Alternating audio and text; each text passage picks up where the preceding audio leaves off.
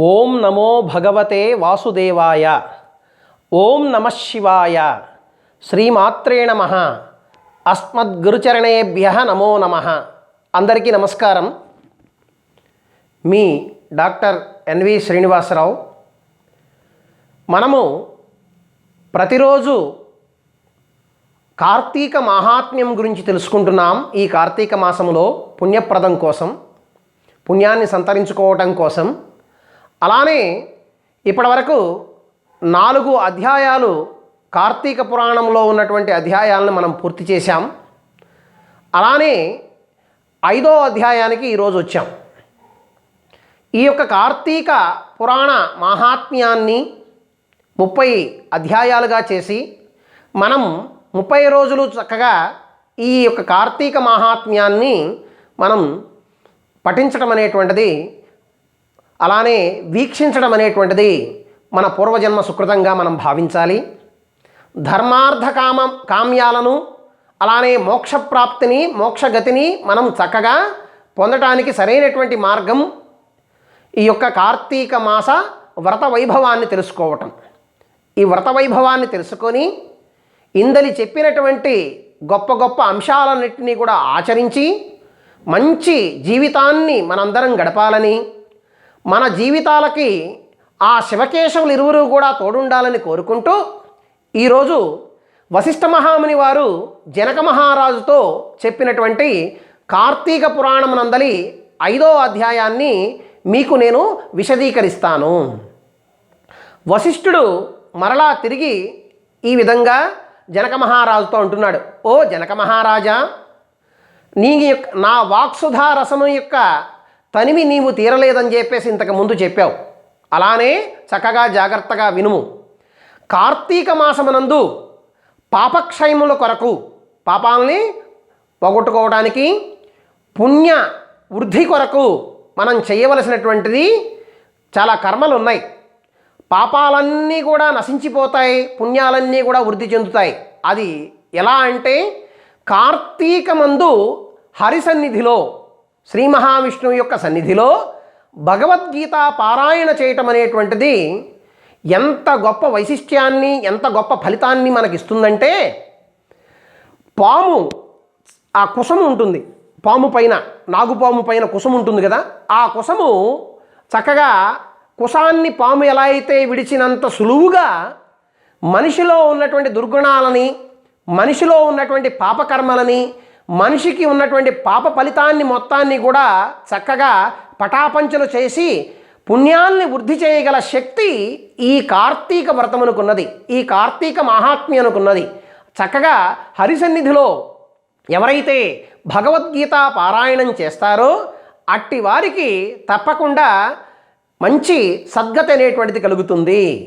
ఈ మాసమునందు ఆ శ్రీ మహావిష్ణువుని తులసి దళములతోనూ, తెల్లని నల్లని చక్కని అయినటువంటి అవిషపూలతోనూ, కరవీరు గన్నేరు పూలతోనూ హరిని పూజించటం వలన వైకుంఠానికి పోయి హరితో కూడా సుఖించటం అనేటువంటి, అంటే హరితో చక్కగా శ్రీ మహావిష్ణువుతో కలిసి చక్కగా మాట్లాడేటువంటి భాగ్యం అనేటువంటిది మనకి ఈ కార్తీక మాసం ఇస్తుంది.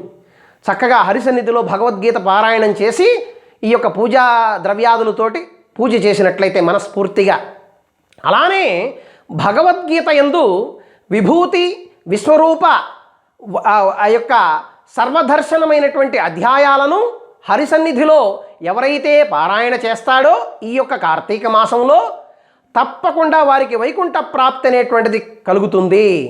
వారు వైకుంఠానికి వెళ్ళి అతిథి మర్యాద సేవల్ని ఆస్వాదిస్తారు. ఆ వైకుంఠంలో మంచి అధిపతి అవుతారన్నమాట.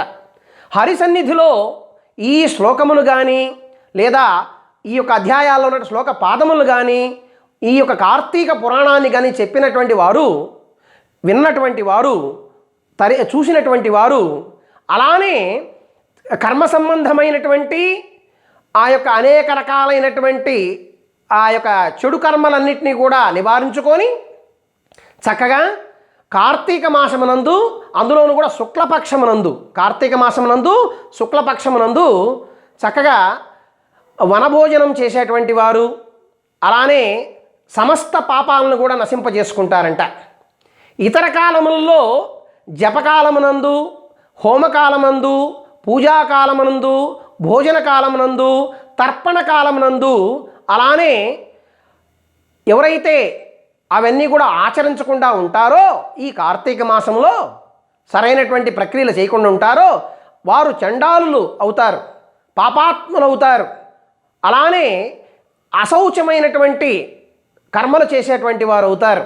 ఇటువంటి అన్నీ కూడా మనం రూపుమాపుకోవాలంటే చక్కగా ఈ యొక్క కార్తీక మాసమే మనకు వారధి. ఈ కార్తీక మాసమునందు ఎవరైతే వనభోజనం చేస్తారో అలా అనేక జాతి వృక్షములతో కూడినటువంటి వనమునందు ఆమలక వృక్షం వర్ధ అంటే ఉసిరి చెట్టు దగ్గర సాలగ్రామము నుంచి చక్కగా గంధ పుష్పాలతో అక్షతలతో పూజించి తన శక్తి కొలది బ్రాహ్మణుల్ని పూజించి భోజనము పెట్టేటువంటి వాడు, అలానే పెట్టిన తర్వాత అతిథికి మర్యాద చేసిన తర్వాతే భోజనం చేసేటువంటి వాడు తప్పక ఈ కార్తీక మాసమునందు వనభోజనాలు ఎవరైతే చేశారో వారికి ఆ కాలమునందు చేసినటువంటి ఆయా కాలాలలో అంతకుముందు కాలాలలో చేసినటువంటి సమస్త పాపాలు కూడా హరించుకుపోతాయి, నశించిపోతాయి. అలానే విష్ణులోకమునందు సుఖంగా జీవించేటువంటి యోగం కలుగుతుంది. కాబట్టి తప్పక ఈ మాసమునందు, ఈ కార్తీక మాసమునందు వనభోజనమును ఆచరించడం అనేటువంటిది పరమయోగ్యమైనటువంటి విషయం, ఆచరణ యోగ్యమైనటువంటి విషయం. తప్పక ప్రతి వ్యక్తి కూడా ఆచరించవలసినటువంటి క్రియ. ఈ కార్తీక మాహాత్మ్యమును భక్తితో వినినటువంటి బ్రాహ్మణుని యొక్క కుమారుడు నీచ జన్మ నుండి విముక్తుడయ్యాడు. మనము చక్కగా ఈ యొక్క నీచ జన్మ నుంచి విముక్తులు కావాలంటే ఈ కార్తీక మాహాత్మ్యమునందు వనభోజనం చేయాలి. ఆ కథ మునివారు వశిష్ఠ మహామునివారు చక్కగా జనక మహారాజుకు చెబుతున్నాడు. అదేందో మనం ఇప్పుడు చక్కగా మీ యందు ఉంచడానికి ప్రయత్నం చేస్తాను. ఓ జనక మహారాజా, నేను ఆ కథ చెబుతున్నాను విను అని వశిష్ఠ మహామునివారు అంటారు. కావేరీ తీరములందు దేవవర్మ ఆ యొక్క దేవశర్మ అనేటువంటి ఒక బ్రాహ్మణుడు, వేదాంగ పారంగతుడు అనేటువంటి ఒక ఆయన ఉన్నాడు. ఆయన ఆ దేవ శర్మకు దురాచారవంతుడైనటువంటి ఒక కుమారుడు ఉన్నాడు. అతను దుర్మార్గమును చూసి తండ్రి తల్లడిల్లిపోతున్నాడు. ఎందుకంటే తండ్రి ఏమో ఈ యొక్క దేవశర్మ అనేటువంటి ఆయన నిష్ఠాగరిష్ఠుడు, త్రికాల సంధ్యాజ్ఞానం కలిగినటువంటి వాడు. నీకు ఈ పాపకర్మలు ఎక్కడి నుంచి వచ్చినాయి? పూర్వజన్మంలో చేసుకున్నటువంటి ఆ కర్మల ద్వారానే ఇది నీకు సంభవించింది. కాబట్టి నీవు మంచి నడత నడవాలని చెప్పి మంచి మాటలు చెప్పాడు. కార్తీక మాసమునందు ప్రాతస్నానము చేయుము, చక్కగా శుచిగా స్నానమాచరించి సాయంకాలం నందు హరిసన్నిధిలో దీపములను సమర్పించుము అని చెప్పేసి అలాగా తండ్రి చెప్పినటువంటి మాటల్ని నువ్వు చక్కగా లక్ష్య పెట్టమని చెప్పాడు. ఆ మాటలు విని కుమారుడు కార్తీక మాస ధర్మమనగా ఏమి ఇట్ట కార్యమును ఆచరించే వాడికే మాత్రమే సద్గతి కలుగుతుందా అని తండ్రితో కొంత వాదోపవాదాలు చేశాడు. తండ్రి కోపగించుకొని, ఓ దుర్మార్గుడా, ఎంత మాట అంటివిరా, నీవు అరణ్యం నందు చెట్టు త్వరలో ఎలుకవై పుట్టు అని చెప్పి శపించేశాడు. ఈ శాపము చేత తండ్రి శాపమును విని కుమారుడు పశ్చాత్తాపపడి శాప విముక్తి ఎలా కలుగుతుందో అది కూడా సెలవివ్వమని చెప్పి చెబుతాడు. అప్పుడు నీవు ఎలుకగా ఉన్నా సరే, ఆ చుట్టుపక్కల ఎక్కడైనా సరే కార్తీక మాసంలో కార్తీక మాహాత్మ్యమును నీవు గనక విన్నట్లయితే భక్తి శ్రద్ధలతో తప్పకుండా నీ యొక్క మూషకత్వ విముక్తి అనేటువంటిది అప్పుడు కలుగుతుంది అని తండ్రి సెలవిచ్చాడు. తర్వాత కుమారుడు గజారణ్యానికి వెళ్ళి ఆ గజారణ్యంలో ఒక పెద్ద మహావృక్షంలో త్వరలో ఉండటం మొదలుపెట్టాడు. తర్వాత ఇలా కొంతకాలం గడిచింది. అక్కడికి తర్వాత ఒక విశ్వామిత్ర మునీశ్వర వారు తన శిష్యులతో కూడి ఆ అరణ్య ప్రాంతం గుండా వెళుతూ కార్తీక స్నానం ఆచరించడానికి వెళ్ళి కార్తీక స్నానాన్ని ఆచరించి ఆ వృక్షం దగ్గరకు వచ్చి కొంచెం అలసట ఉండటం చేత ఆ అలసట తీర్చుకోవడానికి అక్కడ ఉన్నారు. ఆ కార్తీక మహాత్మ్యను భక్తితో చెప్పుచున్నాడనమాట ఆ శిష్యులందరికీ కూడా, అక్కడ వచ్చినటువంటి ఆహూతులందరికీ కూడా. అంతలో ఒక దురాచారుడు అయినటువంటి, ఒక పాపాత్ముడైనటువంటి, ఒక దయాహీనుడైనటువంటి ఒక వేటగాడు అక్కడికి వచ్చి వీరి దగ్గర నుంచి, ఈ సమూహం నుంచి అంతా కూడా దోచుకు వెళ్ళాలని చెప్పేసి ఆ విశ్వామిత్రాది మునులందరినీ కూడా ఎట్లయినా సరే అక్కడి నుంచి మొత్తం తీసుకొని వెళ్ళిపోవాలి, వారి దగ్గర నుంచి ఉన్నటువంటి ఆభరణాలన్నీ తీసుకెళ్ళాలని అక్కడికి వచ్చాడు. అక్కడికి వచ్చినటువంటి వ్యక్తి ఈ విశ్వామిత్ర మహాముని వారు చెబుతున్నటువంటి కార్తీక మహాత్మ్యాన్ని విని కొద్దిపాటి జ్ఞానవంతుడయ్యాడు. జ్ఞానవంతుడయ్యి వచ్చి సాష్టాంగ నమస్కారం చేశాడు విశ్వామిత్ర మహాముని వారికి. సంతోషించి, అయ్యా ఏమిటి, నేను ఏదో కిరాత పని చేసుకున్నటువంటి వాడిని, ఏదో నేను చేయాలని ఇక్కడికి వచ్చి మీ యొక్క ఉపదేశాన్ని వినటం చేత కొద్దిపాటి జ్ఞానం కలగటం వలన నేను వచ్చి మీకు సాగిల పడిపోయానని చెప్పి అన్నాడు. ఓ కిరాత వినుము, చెప్పేదను, నీ బుద్ధి మంచిదైనది. ఎందుకంటే నీవు ఈ కార్తీక మహాత్మ్యాన్ని, ఈ ధర్మాన్ని చక్కగా నువ్వు మనుషులతో పాటుగా కూర్చొని విన్నావు, కీర్తిని పొందుతున్నావు. ఈ కార్తీక మాసమునందు ఎవరైతే మోహము చేతనైనా సరే స్నాన దానాదికములు చేసినవాడు పాప విముక్తుడవుతాడు. అది ఎలా చేసినా సరే, అంటే తప్పకుండా పాప విముక్తుడై హరి వైకుంఠానికి చేరుతాడని చెప్పేసి ఆ మునీశ్వరుల వారు ఉపదేశం చేశాడు. భక్తి శ్రద్ధలతో కూడిన వాడైనటువంటి స్నాన దానాది వ్రతమును ఎవరైతే ఆచరిస్తారో వాడు జీవన్ముక్తుడవుతాడు. చక్కగా విశ్వామిత్రుడు ఇట్లా పలికినటువంటి ఆ కిరాతకుడు చక్కగా విని చక్కగా నమస్కారం చేసుకొని నాకు జ్ఞానోదయం అయిందని కార్తీక ధర్మమును తెలుసుకొని అక్కడి నుంచి బయలుదేరి వెళతాడు. అదే సమయానికి ఆ కార్తీక వ్రత ధర్మాన్ని, కార్తీక మహాత్మ్యాన్ని ఆ చెట్టు మీద ఉన్నటువంటి ఆ ఎలుక విని అప్పుడే ఆ యొక్క మూషిక దేహత్యాగం చేసి విప్రుడైపోతాడు, ఒక బ్రాహ్మణోత్తముడు అవుతాడు ఆ ఎలుక కాస్త. అప్పుడు తండ్రి శపించినటువంటి వాడు. విశ్వామిత్రుడు అది చూసి ఆశ్చర్యపోతాడు. వెంటనే దగ్గరకు వచ్చాడు, విశ్వామిత్రుడు దగ్గరకు వచ్చి నమస్కారం చేశాడు ఆ విప్రకుమారుడు. వచ్చి ఆ జరిగినటువంటి వృత్తాంతం, తన తండ్రి శపించిన వృత్తాంతం మొత్తం కూడా చక్కగా విశ్వామిత్ర మహాముని వారికి తెలిపి ఆయన అనుజ్ఞ తీసుకొని పరమానంద భరితుడైపోయాడు విశ్వామిత్ర మహాముని వారు. ఆయన అనుజ్ఞ తీసుకొని అక్కడి నుంచి కుమారుడు బయలుదేరి ఆ విప్రకుమారుడు ఇంటికి వచ్చాడు, తండ్రి దగ్గరకు వచ్చాడు.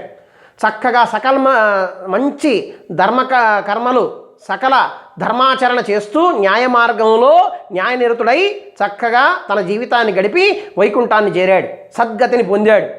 కార్తీక మహాత్మ్యాన్ని చక్కగా ఎవరైతే వింటారో ఆ విన్నంతనే వాళ్ళు పరమ పుణ్యమైనటువంటి పుణ్యావంతులు అవుతారు. అలానే విద్వాంసులు తెలిసి తెలియక కార్తీక ధర్మాన్ని వినకపోతే వారు పాపహీనులు అవుతారు. విద్వాంసులైనప్పటికీ కూడా ఎవరైతే అల్పజ్ఞానులైనా సరే కార్తీక మహాత్మ్యాన్ని చక్కగా తెలుసుకుంటారో అట్టివారు కార్తీక వ్రతాన్ని ఎవరైతే ఆచరిస్తారో అట్టి వారికి ఎప్పుడూ కూడా బ్రహ్మాండమైనటువంటి యోగం అనేటువంటిది కలుగుతుంది. ఇది సాక్షాత్ బ్రహ్మదేవుడు చెప్పినటువంటి ఉపదేశం. దీనిలో ఏ విధమైనటువంటి ఒక పొల్లు, ఒక అక్షరం ముక్క కూడా అసత్యం లేదు. చక్కగా ఓ జనక మహారాజా, నీ బుద్ధిని చక్కగా నీకు పుణ్యగతి సంపాదించడం కోసం నీ బుద్ధిని చక్కగా కార్తీక మహాత్మ్యం వైపు నిలుపు. చక్కగా నీ రాజ్యంలో ఉన్నటువంటి వారందరికీ కూడా ఈ కార్తీక వ్రత వైభవాన్ని చక్కగా చేయడానికి ప్రయత్నాలు చేయి. అలా చేయటం వలన నీకు సద్గతి అనేటువంటిది కలుగుతుంది. నీ యొక్క వంశక్రమం అనేటువంటిది ఆయురారోగ్య అష్టైశ్వర్యాలతోటి చక్కగా వృద్ధిని పొందుతుంది అని చెప్పేసి ఈ విషయము నిశ్చయము. ఇది స్కాంద పురాణాంతర్గతమైనటువంటి కార్తీక మహాత్మ్యం యొక్క 5వ అధ్యాయం అని చెప్పేసి చక్కగా 5వ అధ్యాయాన్ని ఆ వశిష్ఠ మహాముని వారు పూరించేశాడు. ఇది మనందరం కూడా చక్కగా ఈ 5వ అధ్యాయాన్ని చక్కగా తెలుసుకొని ఆచరించడం చేత మనకి కూడా వైకుంఠ ప్రాప్తి అనేటువంటిది కలుగుతుందనేటువంటిది ఇక్కడ నిర్వివాదాంశము. ఇక్కడ నిషిద్ధము, ఈ రోజున నిషిద్ధం చేయవలసిందంటే పులుపుతో కూడుకున్నటువంటి పదార్థాలు నిషిద్ధం. అలానే మనం ఏం దానం చేయాలంటే స్వయం పాకం మనం చేసి ఇతరులకు మనం దానం చేయాలి. ఇక్కడ దైవము ఆదిశేషుడు. ఈరోజు ఈ కార్తీక మాహాత్మ్యంలో 5వ రోజు దైవము ఆదిశేషుడు. ఆయన్ని మనము జపించవలసినటువంటిది ఈ వ్రత కథను చక్కగా మహాత్మ్యాన్ని ఈ 5వ అధ్యాయాన్ని విన్న తర్వాత మనకు వీలైనప్పుడల్లా మనము ఆ ఆదిశేషువుని గనక స్మరించుకుంటూ ఉంటే అమితమైనటువంటి పుణ్యరాశి మనకు పెరుగుతూ ఉంటుంది. ఆ మంత్రం ఏంటంటే ఆ మహామంత్రం ఓం నమో నారాయణాయ స్వాహ, ఓం నమో నారాయణాయ స్వాహ అనేటువంటి మంత్రాన్ని మనకు ఎన్నిసార్లు వీలైతే ఎన్నిసార్లు జపించి అందరూ కూడా తన్మయత్వాన్ని పొంది వైకుంఠ ప్రాప్తిని పొందాలని, అందరికీ కూడా ఈ యొక్క వీడియోని వీక్షించినటువంటి వారందరికీ కూడా శివకేశవుల యొక్క కృపాకటాక్ష వీక్షణాలు మెండుగా ఉండి వారి యొక్క గతులన్నీ కూడా చక్కగా మంచి మార్గం వైపు నడవాలని కోరుకుంటూ సర్వే జనా సుఖినో భవంతు, సమస్త సన్మంగళాని సంతు, స్వస్తి.